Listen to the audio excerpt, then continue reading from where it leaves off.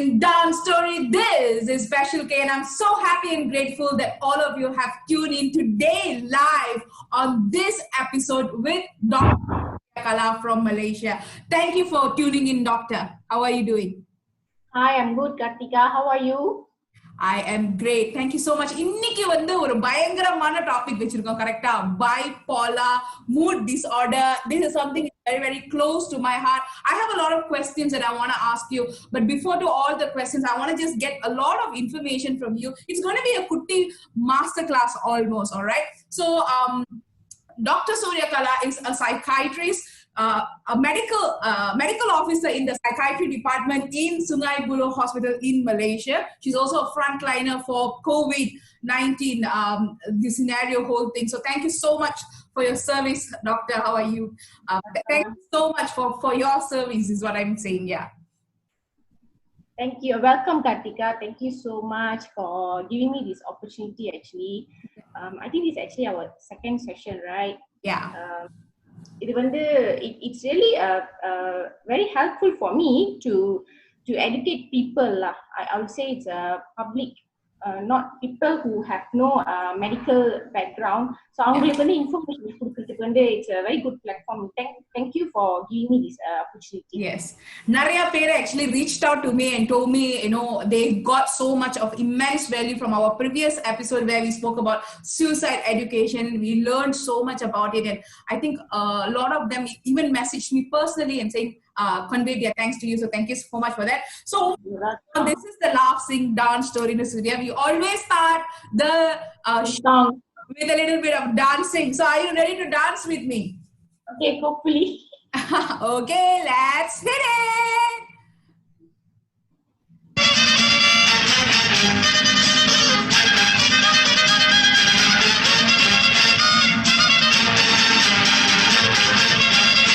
So Doctor is here. She recorded songs are those from Rajika. So yes.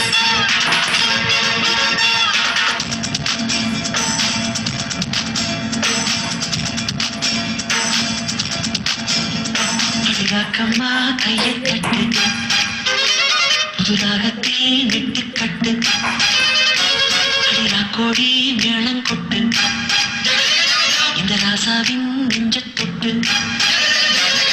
ராசாவே பந்தல் net புது ரோசா பூ மாலை கட்டு அது ராசாத்தே தோழி நெட்டு தினம் ராவெல்லாம் காலம் கட்டு கட்டுக்காவல் இது முத்துக்காட ஒரு சூரன் ஏது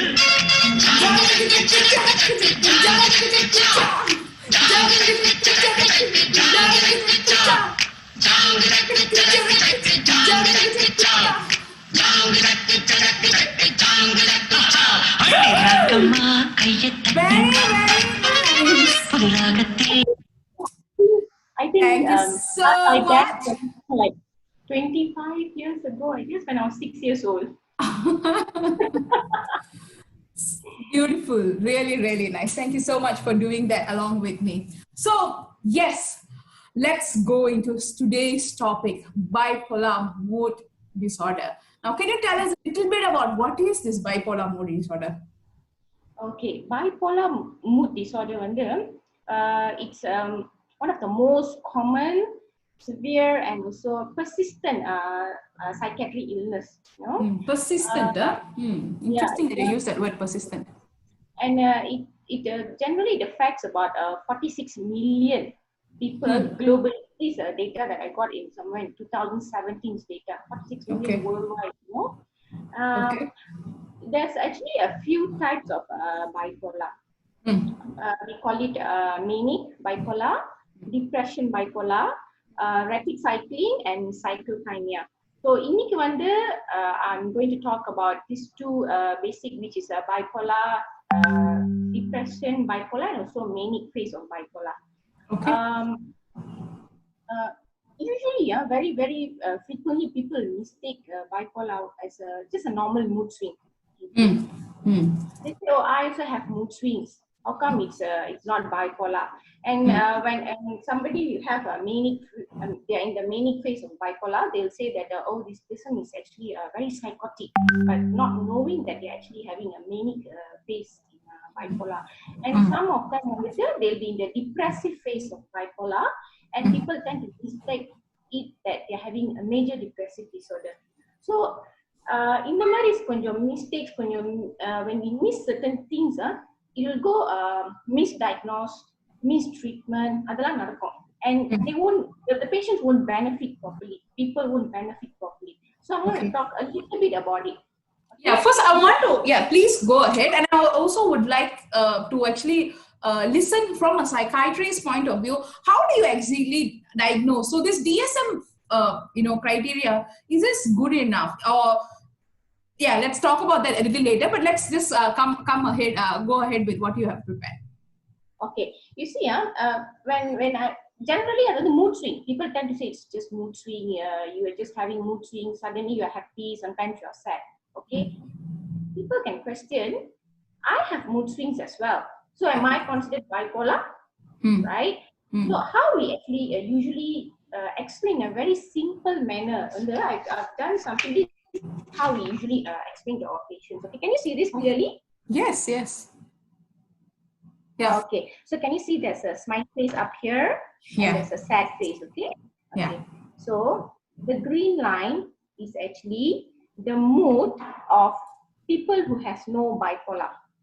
Okay. Normal laugh, So little bit up and little bit down. You're happy, and then you wake up. Maybe some of your problems would have settled. So the next day you wake up, you feel happy. Okay, I want to go jogging today. Then you decide, okay, I want nice food, or maybe you want to go shopping, buy things. Okay, and the sad part here, when you have some issues, maybe you've lost some things, maybe somebody scolded you. So this is how our mood goes up and down. Okay, people with bipolar, this is their mood. Their highs and their lows are very low. Yes, very high and it's very low. It's high and can go up to very low. Okay, in the mari, very low, they can even think of suiciding. They can attempt suicide. Okay, and we will have reason to be happy and sad. Okay, for some of bipolar patients, they don't need a valid reason to be happy or sad, which is extremely happy or extremely sad. Okay, so this is the difference when people ask, I have mood swings, so do you think I have bipolar mood disorder? No, this is the difference. Theirs is a very different range of happiness and sadness. Okay? Interesting. So why does this highs and this low happen actually? Why does it happen? Okay, as you see, there's this is just a very brief explanation with a common language so that the people understand. We have chemicals in our brains, and only haywire, it becomes haywire. Okay, so it comes haywire. It's very difficult for them to control. Very, very often people say that no, you can control your emotions, you control your thoughts. It's just all in your thinking. No, it's not like that. Okay, when they are having it, it's very difficult for them to control because they themselves do not know how to deal with it. Yes, they do not know. So people tell, oh no, it's just when you're thinking, please control. No, it cannot. They cannot control. So when they can't control what they're thinking, what they're doing, this actually happens. Like when we are in a sad phase, or maybe when we are in a happy phase, we know our level. Okay, I want to buy things, so I know my limitation. I only have this amount of money. If I spend the whole thing, I can't be using it for next week. But when people with bipolar are in their manic phase, too happy, they can't control their thoughts. So one of the examples, they just have spending spree. They just finish off everything, not thinking how it's going to affect later on. That gives them a little bit of joy, a little bit of endorphin maybe as they are doing all these impulsive activities, right? So let's go to the genetic predisposition of bipolar itself. How strong is it for one person to actually kind of inherit? Is there a strong connection with the DNA and the link with the genetic factor, Prasad? Yes. Usually the first degree relative they have the risk of getting bipolar is 7%. So it 7 only, increases no, it increases the risk. Oh, 7 only? The risk. Yeah, but even 7 is considered high, you know. Oh my God, do you know, you just gave me a very good news. I did not know that numbers. I have been thinking like, it's almost inevitable. I am doomed with it. It's like 7%. We've still got 93%. Now we can undo it. It's not only 7%, increases the risk. Increases the risk of getting it on more than 7%. Let's say you have 25% of risk. Let's say there's a first degree relative have this. So chances of me or you, let's say we have a first degree relative, is higher compared to those who does not have a first degree relative who has bipolar. So it's extra 7% compared to normal people. Okay. So let's say one of our parents have bipolar mood disorder, 25% chances of the offspring can get. Oh, so it's already 25. Okay. So, okay. Still got 75%, am I? Another thing, people tend to say that they think that is it like more common in ladies or more common in males, right? Gender prevalence by gender means I would say that it's almost equal. It's almost equal, about 1 to 1.3% to about 0.8%, and it's almost equal. Okay. So there's no like males getting it more or females getting it more. It's almost there, equal to each other. I wanted to ask you this, okay? Did you find a pattern in these people with bipolar mood disorders? See, to great extent, a lot of artists, extreme geniuses were found to be actually having this, right? So in your practice, right? And is there something linked with intelligence and the ability? Is there something got to do with it? You see, usually, Kartika, those people with bipolar mood disorder, they're actually very smart. They'll be very smart. Yeah, true. Yeah, they'll be very smart. Because why? Not all of them will have the depressive phase, not all of them. So most of them, most of their time, they've been hypomanic phase. They are not reaching the manic phase yet, but they are above the normal level of people. So on the hypomanic phase, they tend to achieve things because they'll be very energetic. They'll have lots of ideas. So these things they'll put through. They tap into the correct energy. Yes, and then they'll be very good. They'll be very good achiever. We've seen usually overachievers.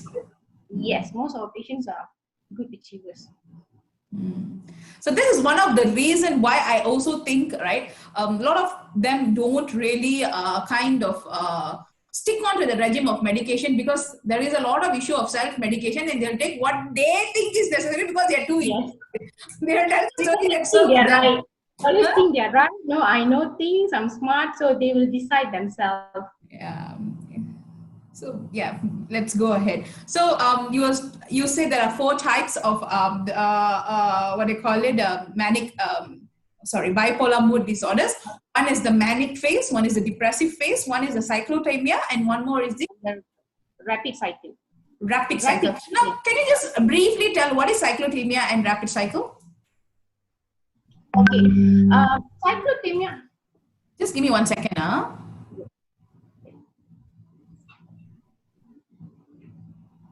Okay, super.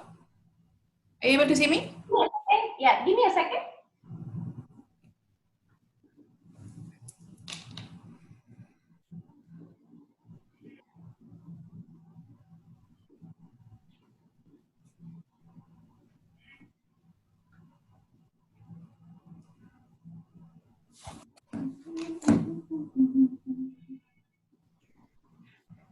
Yes, yeah.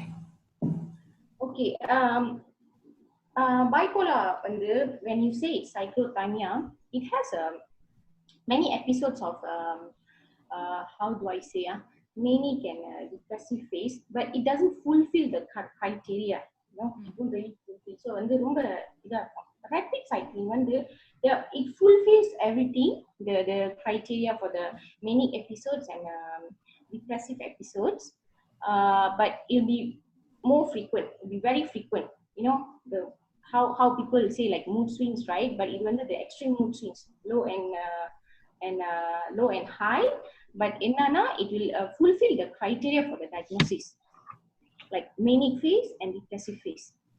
So a lot of time in my life, okay, tell me if I'm wrong, all right? So I always think that to a great extent I am bipolar.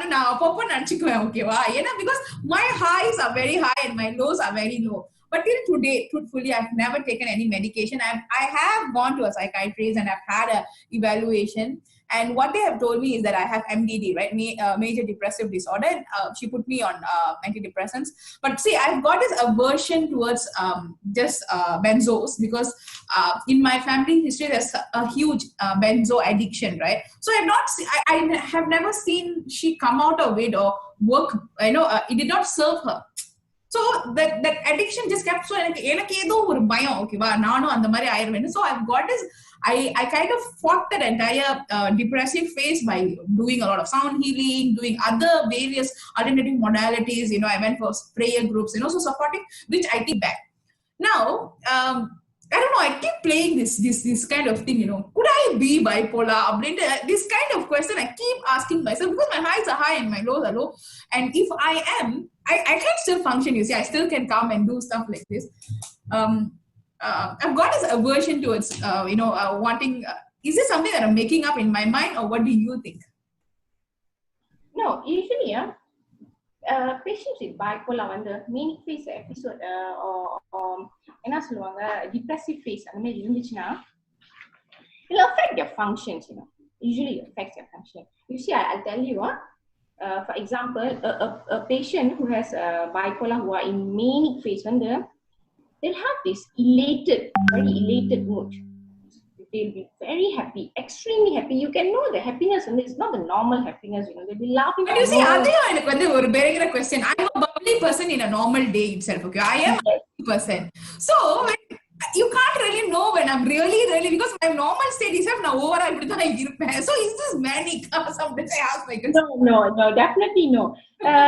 Just because you are happy, you are smiling, அதனால வந்து you can't say it வந்து manic. Okay, there are few criteria that you have to fulfill to fall into a diagnosis of bipolar manic phase or depression phase. So in the manic phase வந்து one elated mood, extremely elated mood, அவங்க வந்து either they be too happy, they be very irritable most of the time. அந்த manic phase இருக்கும்போது they be very irritated, and then increased energy na they'll have a lot of things to do and they'll eventually do. They won't get tired and reduce need for sleep. Like for us, you never sleep that one day. The next day somehow you'll be a bit fine, but somehow towards the afternoon you'll be zoning out, then you'll get some headache. You like, no, I'm tired. People who have bipolar, they're manic phase, they can go without sleeping for few days and they still can appear very fresh, energetic, like they had a good sleep. Okay, definitely you do not. I need to sleep.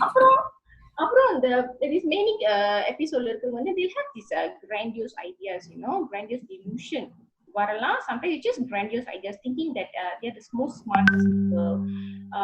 அப்புறம் they have this capability of healing people. Okay, they have this special power given by God to do these things, and it's unshakable. When you question, can you prove it to me? Why? Can I tell you that even I have the special power or touch to heal people? And the next one, no, I'm the only one. You don't have. So they have the unshakable belief that they have grandiose. Grandiose lah. Apro loss of social inhibition lah. The one like it's related to sexual. Their libido will increase. Apro they don't know how to behave. And the social sexual disinhibition also சொல்லுவாங்க. Okay, they don't know how to behave in public, how to control their desire. And it will be disturbed in people who are in manic phase. Okay, and usually they have some how do I say impairment in social functioning, social in the relationship with people. It will be impaired. Like for you, you're saying you're bubbly, you're happy. Definitely, you're not socially impaired, right? You're still communicating with people. It's totally different things. Okay, and when it comes to depressive phase of bipolar, now the low mood, loss of appetite, you feeling guilty, sleep disturbance, you don't want to talk to people. And the normal set, and the main one, we will actually, maybe 1 or 2 days, then we'll recover after that. See, we'll try to settle things and we'll recover. We'll be like, no, we have to move on. But those who are in depressive phase, they won't. They'll have the suicidal thoughts of death, worthless, hopeless, psychomotor retardation சொல்லுவாங்க. It's like they don't want to do anything. Okay, the sadness is different, the depression is different. So in the mari are the two things that you actually differentiate between the normal mood swing that we have compared to the bipolar, depression, and manic. And is there any correlation with the type of lifestyle that we are living, and is there a marked kind of which is tipping the graph towards a lot more people having to have this highs and the low? Is it this overstimulation, or perhaps or lack of our social the need to be together as a community? All this, does it really affect a person's high and low, and them being diagnosed as a bipolar is a question that I wanted to ask. Actually, you mean the risk factors, is it? Can I say it's a risk factors? Yeah. Okay, yeah. Environmental factors, one of the reasons. You see the stressful life, and then maybe they have this in the stressful life. Some of them would have even abused substance. So it's one of the risk factor. Other risk factors, like genetics is one of the risk factors. Hormonal changes, all these things can actually cause the mood symptom like bipolar, So these things are all risk factors. And environmental of course, our lifestyle now is totally different compared to those days people's lifestyle, So it does affect. So when you say persistent, right? Let's assume a person. So I can relate to this because it happens in cycles. Suddenly they'll be like this, suddenly they'll be like that, and suddenly they'll be totally normal, And the shift is like something that you'll be like, okay, when is the next cycle going to come? எப்பவுமே ஒரு fearலே வந்து so what can we do as family really to deal with this? Okay, first thing, we have to accept that they have bipolar mood disorder, okay, or they have mentally. We have to accept. People say, oh no, if this something is in your mind, you have to control it. Just snap it. Don't think of it. Try to get yourself distracted. At a point of time, not all the time they can get themselves distracted. At a point of time, they cannot. So you need to help them. So first thing family must do is accept that your family member has this problem, okay, and then bring them to see a doctor so that they can get a proper treatment. There are a lot of treatment ways, So get them a proper consultation, bring them for proper consultation to the doctor, get them a proper treatment, and then you have to be a very good support, okay. When you come to hospitals or clinics, the doctor gives you medication, they psycho-educate you about the illness, what are you supposed to do, all of that. Because I think about 95% they are with you at home, not in the hospital. So you have to know about the illness, how the symptoms will be. When are you supposed to be, be alert when these people, your family members. So okay, let's talk a real scenario, right? So those who actually are having this bipolar disorder, they are not people who are not intelligent, okay, and usually they are an alpha, very dominant characters, and ஒருத்தங்களுக்கு ஒண்ணுமே புரியலன்னா அவங்கள வந்து நம்மள ஈஸியா educate பண்ணிடலாம். when we have patients who know so much, it's quite hard to penetrate to them. So I have a story in my family where, since she's a benzo, truthfully a benzo addict, before she had to get from various way, kind from India, take and come and all that. When they recognize that you can go to the psychiatrist and you can tell a story, and the psychiatrist also will prescribe. So now they've got free, unlimited medication ready there. So your fix is already coming directly. So become very good friends with the psychiatrist, okay? And really, really very good friends with the psychiatrist. And then there's this hypochondriac where then not only one doctor, Thelma, they go to different doctors. Doctor shopping. Okay. Yeah, doctor shopping, like, I don't know. So 1 week, like 3 to 4 or even 5 times will be just in the doctors. And because the ability to communicate and convince the doctor, the intelligence is there, right? So medicines will be there, but I don't think the right medicines will be given. Even if the right medicine is given, right, I don't think it's consumed. Now, how to make them eat it is a struggle. Like, because they're intelligent themselves, you see. They will take what they need and then still go back to the same cycle over and over again. Okay, first of all, the benzo is definitely not the treatment for bipolar mood disorder. You see, it's just that a medication, let's say they're in a manic phase or they have difficulties to sleep and they have so much of anxiety. It's just, we use the benzodiazepine. So bipolar mood disorder, we have to give them mood stabilizer or antipsychotics, or if they are in the depressive phase, we add on a bit of antidepressant until their mood is better, then we'll eventually stop it. So in the மாதிரி patients who has difficulties to accept and take the medications, right? Eventually they'll be dependent on benzo. We have a few ways lah. Usually, if it's unmanageable, we'll ask them to get admitted in the hospital. Then we'll manage them in the hospital. Because in hospital, the treatment for psychiatric patients is a bit different. They will have to follow our rules and regulations because they are in our place. Okay, let's say they're very manic, cannot control, irritable, angry, sedation, then we'll give them a injection type of antipsychotic. That will be just for acute period, I'll say. As they were getting better, we'll slowly psychoeducate the patient to take the medication. Let's say that fails, okay? We have another option, as in like the family can actually serve the medication by crushing it and putting it in the food. Either food or drinks, non-caffeinated drinks, like juice or Milo, and the madri, sweet drinks. But we think that the patient will take from the family. Let's say I give you some drinks, you are not suspicious towards me and you accept it. Oh, you're making me a drink, so I'll drink it. And I mean, okay. But we have patients who will not even take food or drinks prepared the family. Because as you know, they are smart. They're like, you're putting something inside my food, is it? Are you giving me something? So those kind of things can happen. And tablet forms, we have to crush. There's some other antipsychotics we can actually, it's in the form of drops, no color and no taste as well. So you can actually add it in their food or the drinks and serve.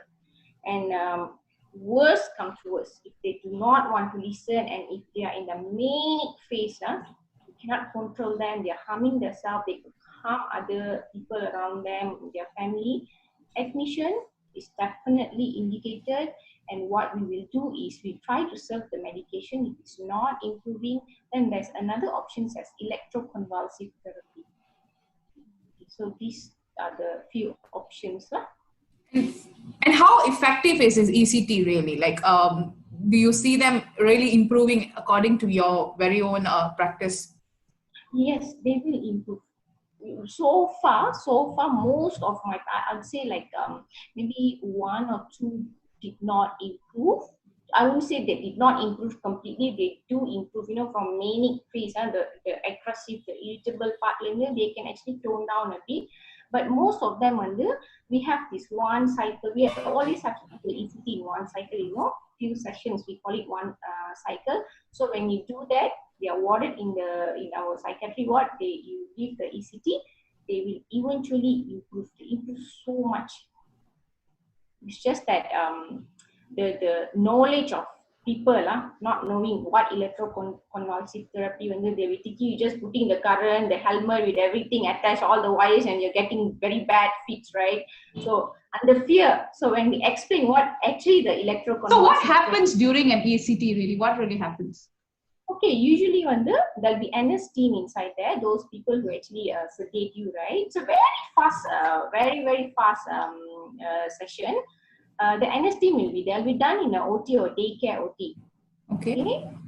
They'll give you a sedation, and when you're sedated, we'll give you a very mild electric shock to initiate seizure. It's a very short while, very short while, less than 1 minute actually.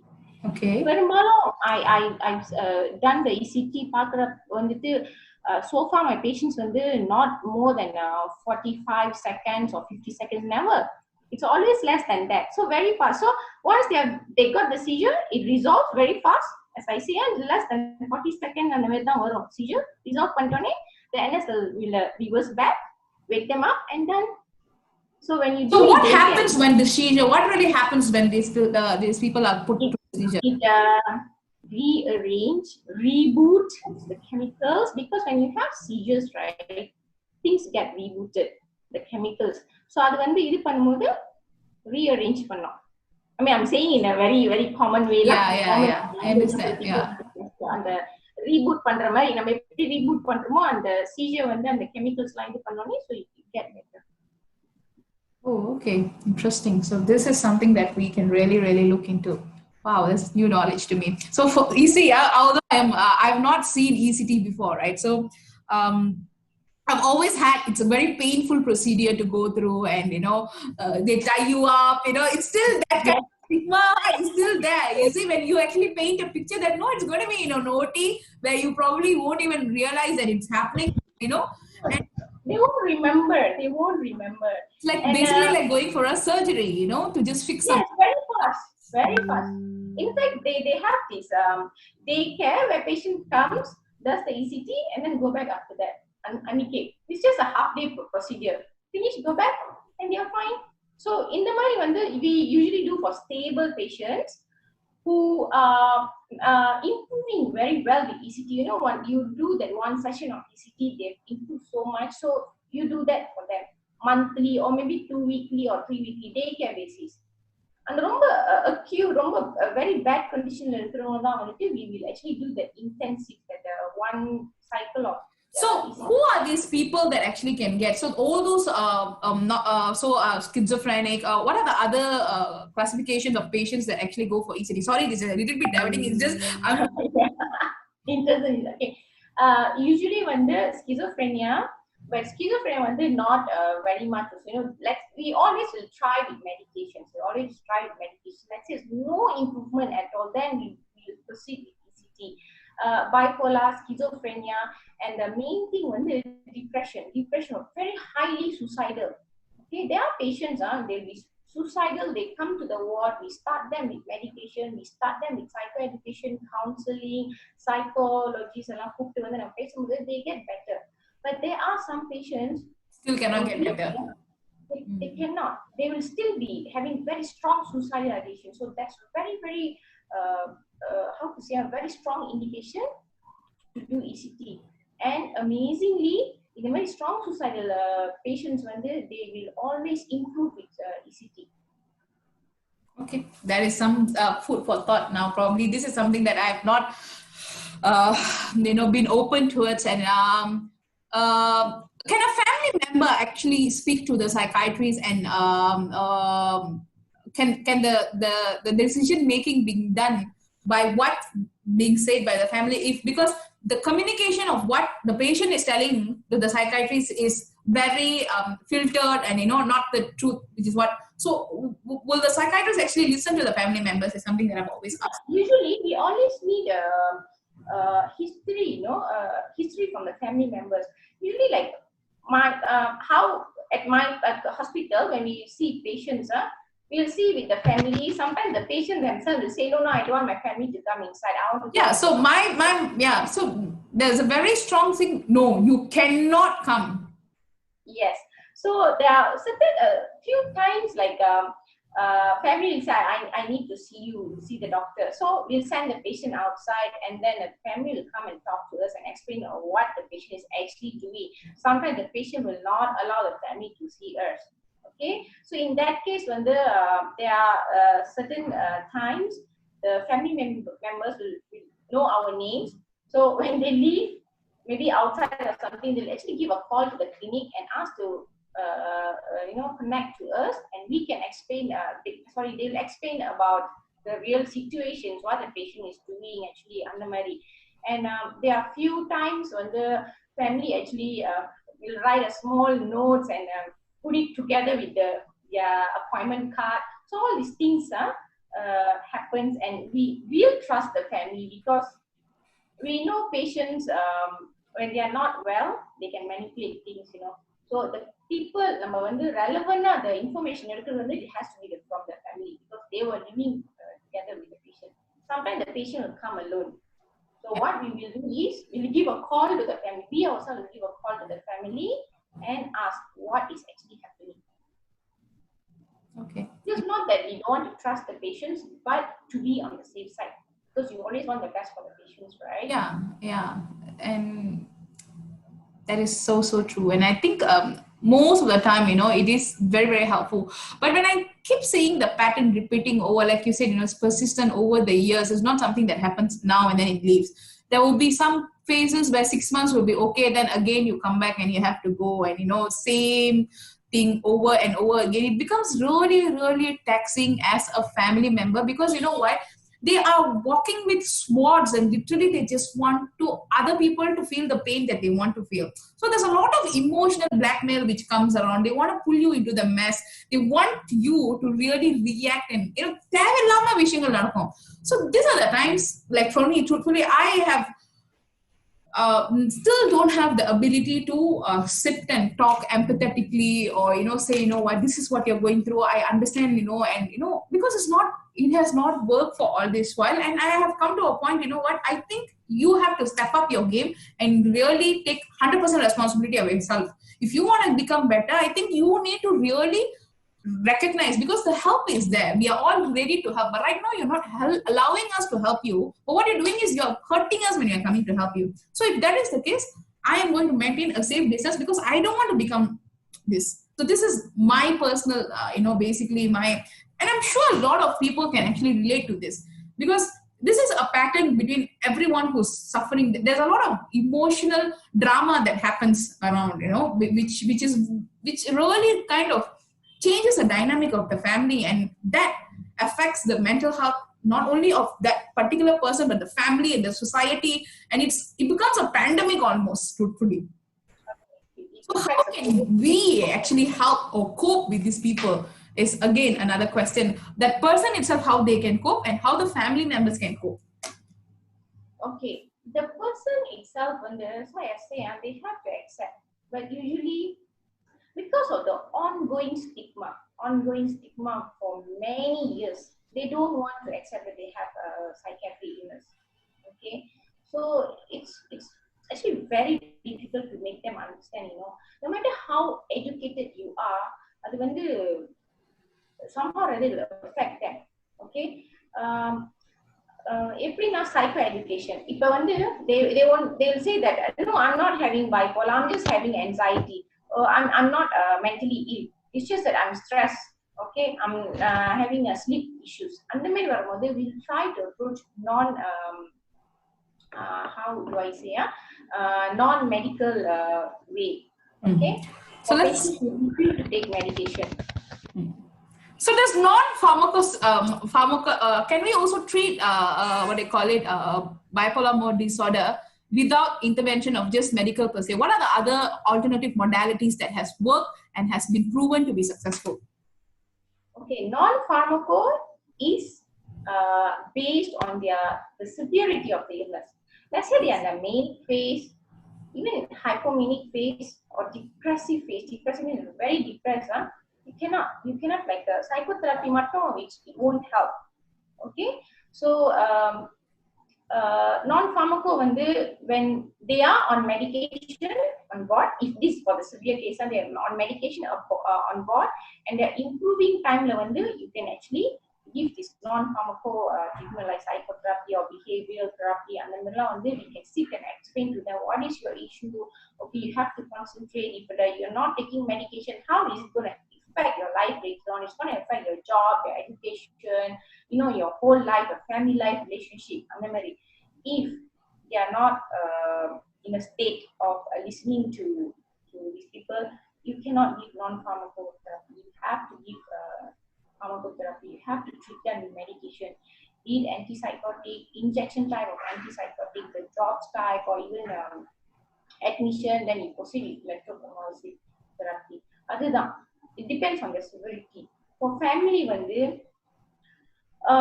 let's say patient does not want to get treatment. Okay, what you can do is you can actually go and see the doctor. We have, definitely at least one session they would have went to see the doctor, right? So you fix an appointment with the doctor. It's not that consultation, it doesn't mean that you always have to bring the patients and doctors. Patient refuse to take treatment. The family can actually come and explain the situation to the doctor. If the patient does not want to take medication, does not want to be cooperated, what are we supposed to do? So we will actually psychoeducate them about the illness, and then we'll tell them the other options of medication, like the drops, the crushing thing. And let's say I'm very sure even over there we have this community psychiatry service, CPS, where the doctors, the staff nurse will actually go and visit the patient in their house. But for patients like in a bipolar, oh, you're not well, hospital admit we'll always go with the slow approach. Oh, we just came down to see you. We since you have record under us and so long you didn't come to clinic, so we just want to check on you. We have to start slow talk first.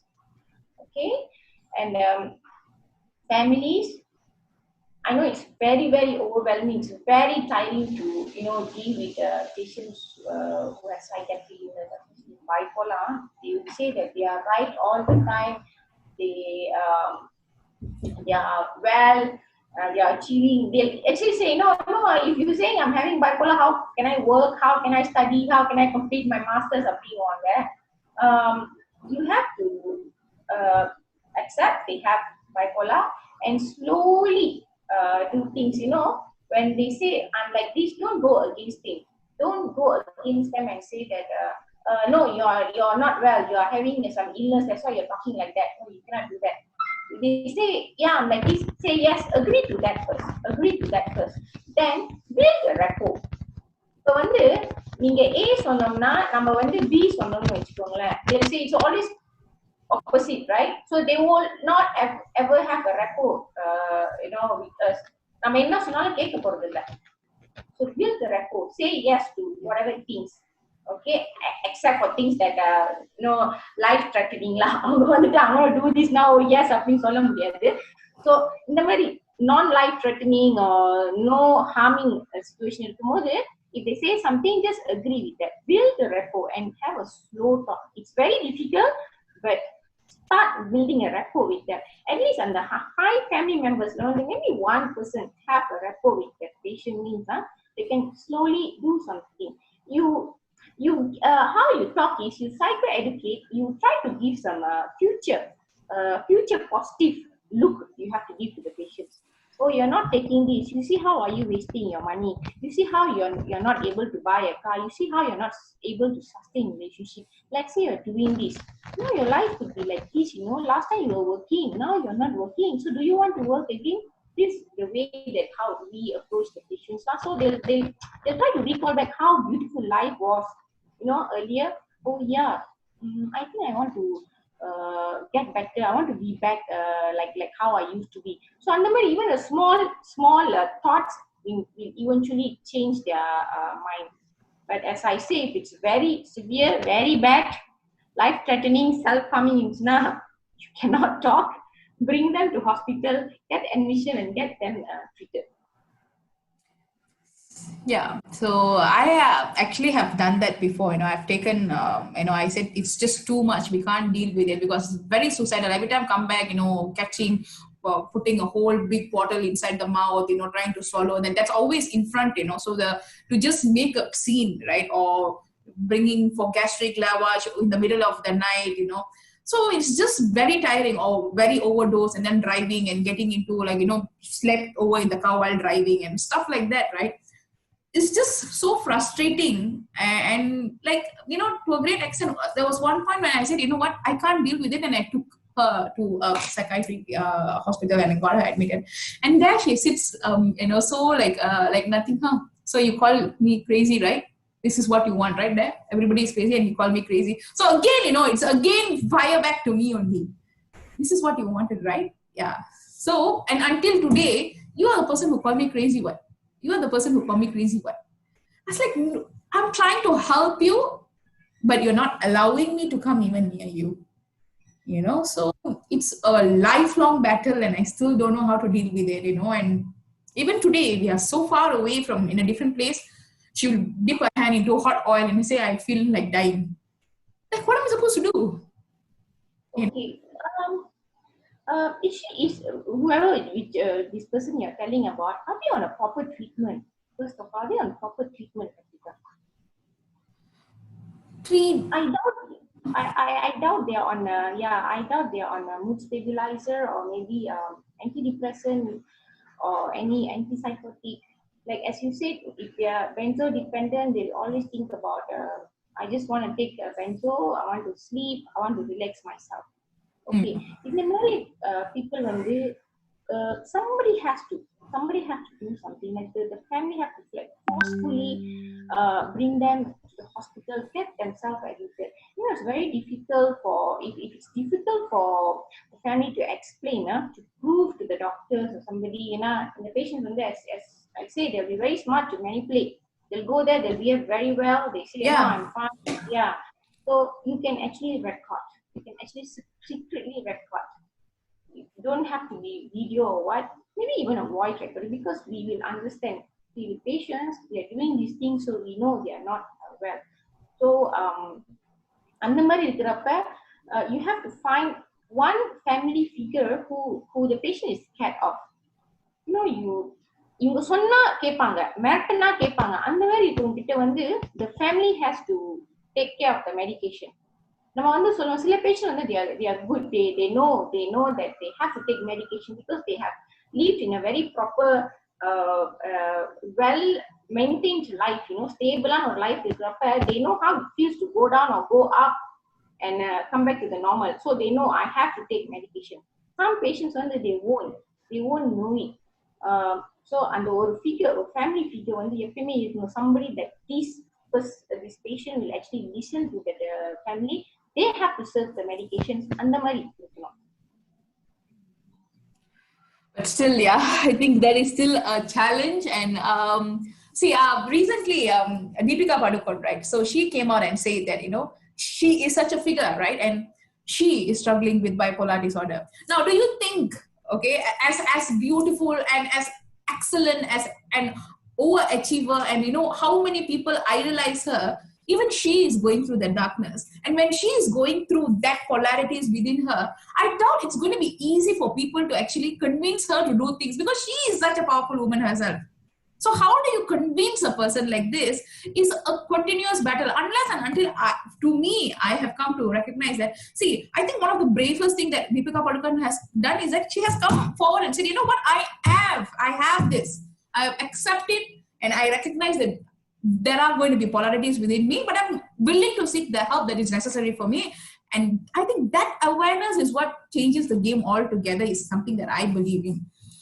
So I hope and wish and pray, on a daily basis, that people, it's okay, even if you are, we don't stigmatize people when a person has a heart disease, right? You don't say, oh my heart disease, or I'm ashamed because I have to take medication or aspirin because, or diabetes medicine. Why you get so much of affliction or even repulsion when you need to really take this medication? I think to everyone who needs some kind of alternative modality to just cope, just tap into it, is my humble request. The stigma, it's been very long, it's not something reason on the stigma. It's been so long, because when our grandmother காலத்திலே அந்த மாதிரி வந்துருச்சுன்னா they believe it's யாரோ somebody did something to them, you know.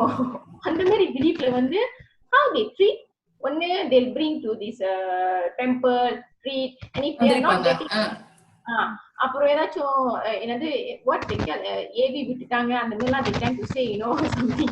So எங்க கூட்டு போவாங்க some Gomoh அந்த மாதிரிலாம் கூட்டு போவாங்க. If it's not getting better, they say, oh she's like that, அதுக்கு பேய் பிடிச்சிருக்கு என்னமோ பிடிச்சிருக்குன்னு isolate these people. So அந்த மாதிரி இருக்கிறப்ப we grew up seeing, oh நம்மளுக்கு ஏதாச்சும் இப்படி இருந்துச்சுன்னா நம்ம சொன்னோம்னா நம்மளையும் அப்படிதான் செஞ்சிருவாங்க, we'll get isolated, they'll say we are having some என்னது some spirit in us, நம்மளுக்கு இப்படி இருக்கு ஒதுக்கிடுவாங்க. ஏன்னா அந்த மாதிரி வந்து it started very long time back. Okay, so அந்த மாதிரி வரப்ப இப்போ வந்து I would say so much improved, you know, they accepting, families accepting, bringing them still இருக்கு, still most of the patients that வரவங்க வந்து they went everywhere else, then we are always the last option. So இங்க வரும்போது கொஞ்சம் kind of a chronic phase la வந்து it's very difficult to bring them back to the normal life, you know.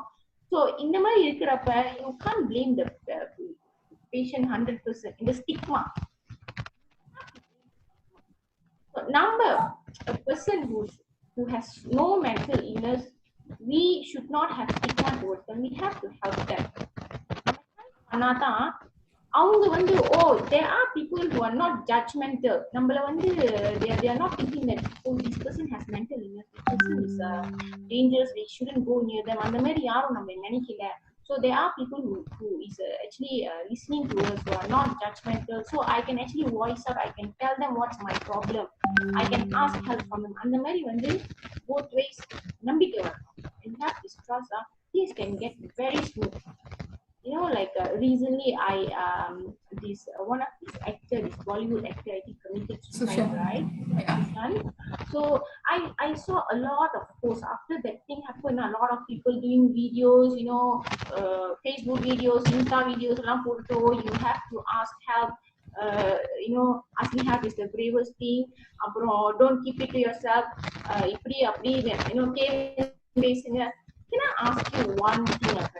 Let's say you're driving somewhere. Yeah. Suriya, something is cracking. There's some cracking sound is coming. Now, is it okay? Yedo crack panikiருக்கு. Is it paper which is moving? No, there's nothing here. Okay, now better. Yes. Okay. So, I was thinking, if let's say you're driving and then you saw an accident. Okay, let's say a motorbike or maybe somebody just walking by the roadside,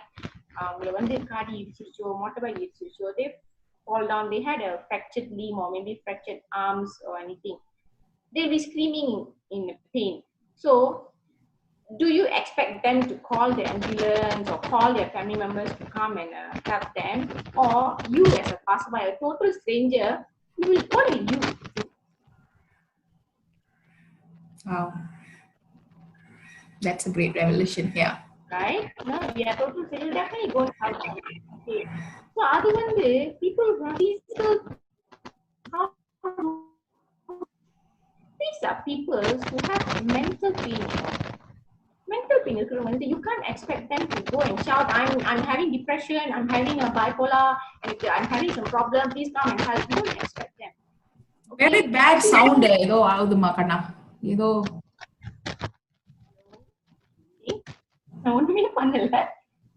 Okay, now better. Yeah, now better. Yes. Okay. So you can hear? இப்படி ஏதோ cracking sound வருது என்னன்னு தெரியல, but okay, now let's just is there anything that if fix, see if your power source is fixed properly?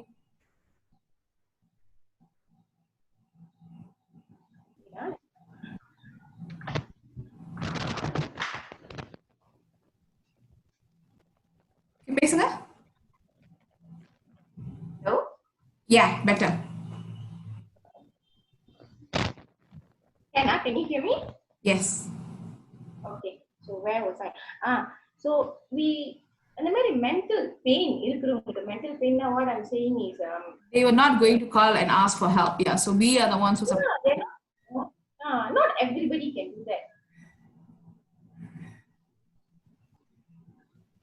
can hear you. Okay. No, my video paused. I don't know. Okay, never mind. So they're not gonna come and ask, say, I need help. Please come and help me. Because their way of dealing with their pain, their problem is maybe keeping quiet. Okay.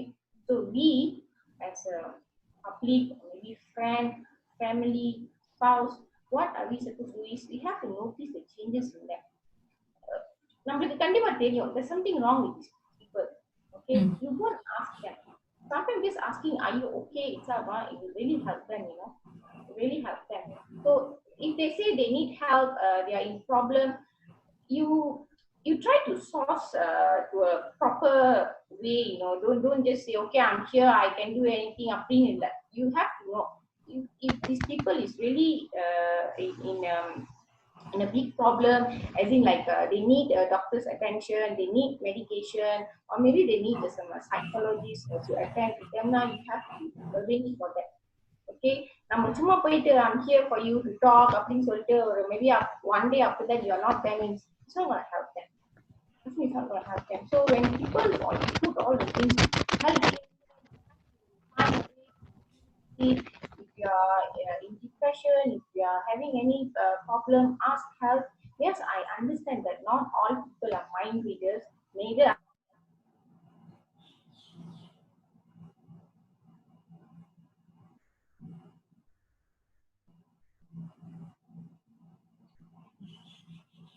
Surya, you there?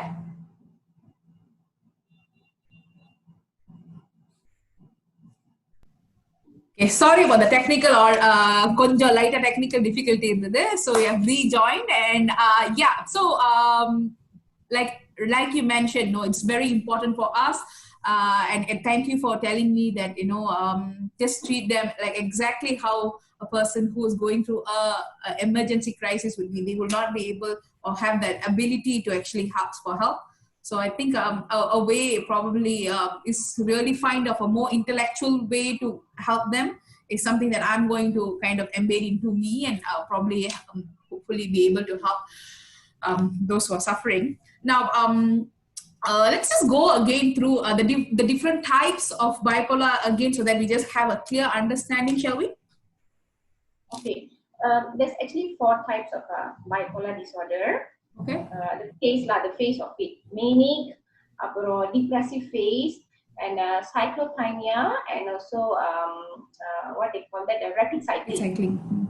Okay, so manic wonder, you'll have elated mood, irritability, you have increased energy, reduced need to sleep, and then spending sprees, you just spend all your money, and then you don't need those things, you just spend it off, and then after a week they're saying, I'm gone, my whole money is gone, and then loss of social inhibitions. Okay, there are grandiose delusions, there are few things like in many phase. Depression now and then, it's clear cut, like a depressive loss of appetite, loss of interest in life, hopeless, worthless, you have the suicidal ideation, death thoughts, you're not interested in that. It affect your daily living activities, work, relationship, இதெல்லாம் வந்துட்டு it will be affected. The other one வந்து cyclothymia ன்னு சொன்னா, they have a few episodes of a depression and also hypomanic phase and a related phase, but என்னன்னா it would not fulfill the criteria for this. Like another major depressive disorder episodes, or say hypomanic episodes, it won't fulfill. You have certain criteria for that. Okay, and rapid cycling means you have these swings. Manic, depression, manic. In a day itself, they have a couple of time. So about 4 and more episodes. Okay, in a year time. So that's what we call it rapid cycling. Usually, if you see, the 1 year, maybe one time of depressive phase, then another time of manic phase. Rapid cycling is like the 1 year, 4 and more. So that's when you say it's a rapid cycling. Interesting. Very, very, very nice. Now, I want to ask you a very unconventional question. Now, there is a lot of talks being sprayed in plant medicine, okay? In different parts of the world, in fact, they are trying to use psilocybins to actually help patients with depression come out. Basically, they kind of in a setting which is permitted. Of course, I know it's not here back in Malaysia. I don't think it's already practiced. Now, what is your view in regards to that? It could be plant medicine, which it is not yet in the schedule, but has proven effective, and many people have benefited from that. What is your take on it? Personal take on it? For me, being in the medical field, right? Everything you do, everything you want to treat a cleaner, it has to be there should be a proper clinical research done on it. It's okay to have, even when this coronavirus came, right? People ended up saying this vepala, manjal tani, you drink that every day, like twice in a day, 3 times in a day, it's going to help. People ended up doing it. But where is the clinical research? Because maybe it might be helpful, but after 5 years, 6 years, when you have any side effects, they're going to come back to us and get back to us and say, like, you said I can take this, and then you see the side effects I'm having. So,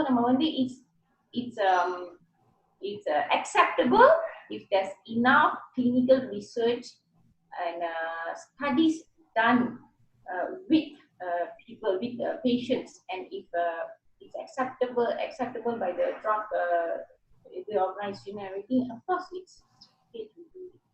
Yeah, so that's something that I because there is a huge shift of people who are already adapting in the West. Okay. However, I think in the Asian culture and all that, it's still a little, it's still a taboo, and to a great extent, like for example, even medical marijuana, which is so, you know that it is definitely working, it definitely heals, it definitely helps, but still, though people may need it, a patient who has end-stage cancer, they may actually benefit greatly. We still don't have the rules and regulation in Malaysia to be able to prescribe it right now.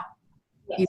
So there are the ideologies. I mean, there are some rules and some regulations, but it would be nice to actually be visionary and recognize, if this is going to help somebody, the rules and regulations are made by men. And I think if it is going to be for a greater good and it's going to help a patient, and it's really going to help them not to just maintain, but if there is going to be a potential of healing, perhaps, I think that should be explored and not just listen to proper clinical trials would help this. Number one, they just I heard this. These people over here in this country is trying, that people over here in that country is trying, and they are getting good benefit. We have to get a proper research, clinical trials. If it's black and white, as you say, black and white or a proof, definitely, it's definitely I won't say no lah. I won't say no if it's giving benefit for the patients. I won't say no with a thing that a clinical trial. No, and I think it's very important that doctors need to be trained into this. Not just, even paracetamol is from a plant. It is from a bark of tree. It is being manufactured, So most of the medication basically right now, Memang is derived from some kind of plant as well. So why legalize something and why illegalize something when it is Memang from that, correct or not? So the moment you know that if this works and the regulation can actually, so this is another huge topic to actually extremely passionate about this. So that's, but what I feel is that eventually there should be doctors who should be trained in the different types of pharmacology which is available even from for the greater good of the patients is something that I fully believe in, and it's not just plant per se. There are also different modalities of treatments which also helps greatly, not just the pharmacological medicine that we really prescribe, right, on a basis. So that is something I believe in. Wow.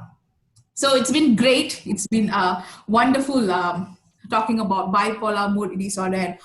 you've given me a couple of new insights, a new aha moment, like that, So something that I would definitely explore more is about this ECT, and the community psychiatry program is something, that you said. And family members can also take an appointment and go and see the psychiatrist even when the patient is not going, is another aha moment for me. So if all of y'all are actually right now having a aha moment, or if you have anything that you'd want to say thank you to Dr. Suriya, who has been so kind and so generous to share with us. Share this on all your social media, so that people actually speak about it, be more open about it, and as they do, all right, the stigma kinds of breaks, and all of us can actually come together, support each other, and heal. Because as we heal, the planet heals, and all of us are eventually one, and we don't want to see anyone suffer, right, on a basic level. So any last words from you, doctor? Yeah, it's again about the stigma about the psychiatric illness. As long as we humans, we have brains up here, that means you're always vulnerable to have a psychiatric illness, okay? Yeah. Just because you're not having it now, it doesn't mean like you can stigmatize people who have psychiatric illness. You never know, when you get older, you might end up having dementia, PTSD. So when you can probably, not to say probably, when you can accept the fact that, oh, I had a heart attack, I have hypertension, I have diabetes, why can't you just say, yes, I have mental illness, my family has mental illness, one of my friend or sister or sibling, anybody has mental illness, and I'm helping them to get through it, and they are getting better. Don't hide the fact. It's not wrong. It's not wrong to have mental illness, because you have a brain. So it's okay to have illness which is related to brain. I think that is a very, very great goal that you have shared. There's a lot of shame that is encapsulated. Oh, she's like that. But let's be very truthful, and let's be really, really open and say, what? Everyone that we know actually have and is suffering from some form of mental illness right now. They may speak about it, they may not speak about it. But what we can do as a community, as a collective, is that let's be that voice for those who are actually suffering in darkness. They really are suffering, and they don't know how to voice it. And the more people like us, say, I also have gone through this, or I also have people like this. The more of us make this noise, then these people who are suffering in darkness, hopefully they hear it, and then they come towards the light, and then we will be able to point them in the direction, like exactly what Dr. Suriya has done today. She said, you can do this, you can do that. So we may not be able to immediately help and heal you, but what we could probably do is just point in the directions that could actually help you. Right? It's been a great, great, great interaction. Thanks again for everyone who's tuning in live. It's been absolutely wonderful. We don't have time for Q&A today. This episode, absolutely, I'm so happy and grateful, has been sponsored by Thai Kant. When you come to India, Dr. Suriya, I would you for this premium in the Rajinikanth style tea outlet. Okay, so they are once this pandemic is over, I'm definitely coming to India. Come to Chennai, and I will treat you to a beautiful cup of tea, masala chai in Chai Kant. Thank you so much to our sponsor for this show. Thank you so much, Dr. Suriya. We have already done our billboard exercise before. Today, I'm not really called to play games. I think this is a serious subject, and I think it has been a very a kind of a very vulnerable, open discussion, and I've enjoyed this interaction. Okay, thank you so much, Kartika, for giving me the chance. I think this is the second time with you, and I hope it continues. I'm going to bring you back on a regular basis, okay, as we explore the different kind of mental illnesses. And I am passionate about this. I really want to be that voice to just speak about this, and because this is something that I relate to greatly. And I'm happy to bring you as once or 2 weeks once come, and we'll talk about different types and how we can help the community or everyone around us. All right. Thank you so much once again. This is the Laugh, Sing, Dance Story Na Unga Special K, and we are signing out with Dr. Suriya Kala from Malaysia. Tata, bye-bye, Bye.